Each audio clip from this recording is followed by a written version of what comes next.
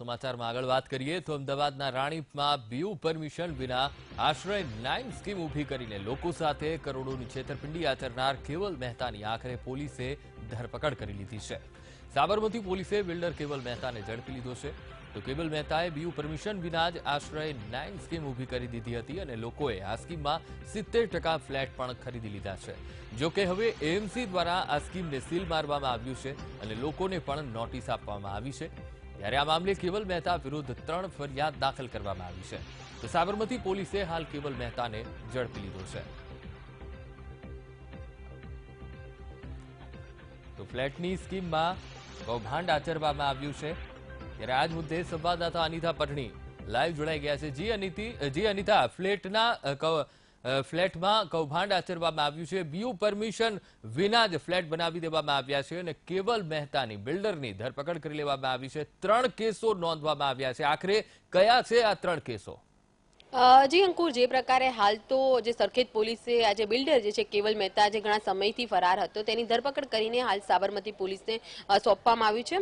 બિલ્ડરની વાત કરીએ તો તેની વિરુદ્ધ અગાઉ 3 કેસો નોંધાયા છે, જેમાં તેનો જે કર્મચારી છે બળદેવ મકવાણા તેને એટ્રોસિટીની ફરિયાદ દાખલ કરી છે।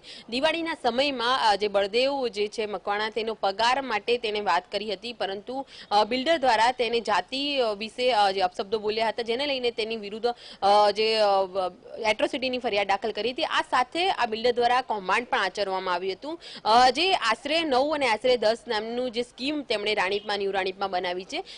તે સ્કીમની અંદર જે કોન્ટ્રાક્ટરો પાસેથી જેમણે ચણતર અને જે આરસીસી માટેનો જે કોન્ટ્રાક્ટ લીધો હતો, જે પૈકી 2 કોન્ટ્રાક્ટરો દ્વારા ફરિયાદ દાખલ કરવામાં આવી છે, જેમાં એક ફરિયાદ 1 કરોડ 37 લાખની છે, જે હેમંત ઠક્કર નામના જે કોન્ટ્રાક્ટરે જે ફરિયાદ કરી છે। આ ઉપરાંત 9 કરોડની પણ એક બીજી છેતરપિંડીની ફરિયાદ જે બીજા એક અન્ય કોન્ટ્રાક્ટર દ્વારા સાબરમતી પોલીસ સ્ટેશનમાં દાખલ કરવામાં આવી છે, જેણે આ સ્કીમો માટે જે કોન્ટ્રાક્ટર પાસેથી જે સામગ્રી લીધી હતી ને જ્યારે તેના પૈસા ચૂકવવા પડ્યા હતા તો તેણે પૈસા નહીં ચૂકવીને આજે બાઉન્સરો દ્વારા આજે કોન્ટ્રાક્ટરને માર માર્યા હોવાની પણ ફરિયાદ દાખલ કરવામાં આવી છે।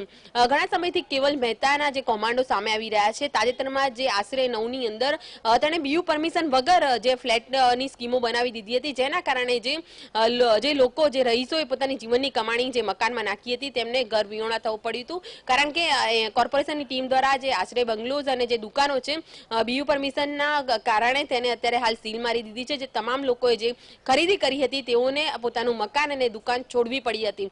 આ પ્રકારે કેવલ મહેતા કૌભાંડ કરીને ઘણા સમયથી નાસ્તો ફરતો રહેતો હતો। 3 ફરિયાદ તો તેની વિરુદ્ધ થઈ ગઈ છે। આ ઉપરાંત બી તેણે અનેક કૌભાંડ આચર્યા છે। સૌમ્ય રેસિડેન્સી બનાવી છે, તેમાં પણ જે 37 જે મકાનો છે જે ખોટા દસ્તાવેજો બનાવીને એક વ્યક્તિને 2 થી 3 વખત વેચી દીધા હોવાનું પણ કૌભાંડ સામે આવી રહ્યું છે। આ સમગ્ર મામલે હાલ તો સાબરમતી પોલીસે કેવલ મહેતાની ધરપકડ કરી છે।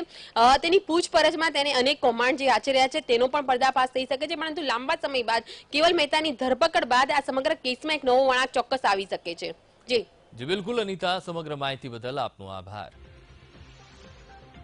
બિલ્ડર કેવલ મહેતાની સાબરમતી પોલીસે ધરપકડ કરી છે। બીયુ પરમિશન વિના જ ફ્લેટની સ્કીમો બનાવી દેવામાં આવી અને આ સ્કીમમાં કૌભાંડ આચરવામાં આવ્યું છે। આશ્રય 9 સ્કીમ ઊભી કરાઈ દેવાઈ હતી, ત્યારે એએમસીએ પગલાં ભર્યા અને આ ફ્લેટોને સીલ માર્યા છે।